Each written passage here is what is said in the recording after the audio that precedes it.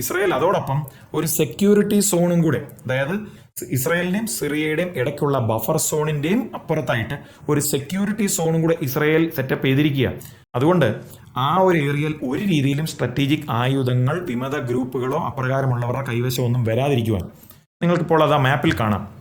1974 May 31 യോം Kippur വാറിനൊക്കെ ശേഷം ഇസ്രയേലും സിറിയയും കൂടെ ഒരു ഡിസെൻഗേജ്മെന്റ് എഗ്രിമെന്റ് ഒപ്പുവെച്ചു. അപ്പൊ നിങ്ങൾ കാണുന്ന പിങ്ക് ഏരിയയിൽ ഐക്യരാഷ്ട്ര സംഘടനയുടെ സൈന്യം മാത്രമേ കാണാവൂ. ആ ബഫർ സോൺ എന്ന് പറയുന്നത് ആൽഫ ലൈൻ, അതായത് ഇസ്രയേലും സിറിയയും തമ്മിലുള്ള ബോർഡറാണ് ആൽഫ ലൈൻ. അതും ബ്രാവോ ലൈനും തമ്മിലുള്ളതാണ് ബഫർ സോൺ. ഈ കഴിഞ്ഞ കുറച്ച് വർഷങ്ങളായിട്ട് ഈ സിറിയക്കകത്തുണ്ടായിരുന്ന സിവിൽ വാർ നിമിത്തം പലതവണ അവിടെ ആ പ്രദേശത്തിലെ ബഫർ സോണിൽ വിമത ഗ്രൂപ്പുകളൊക്കെ ഓരോ പ്രശ്നങ്ങൾ ഉണ്ടാക്കി.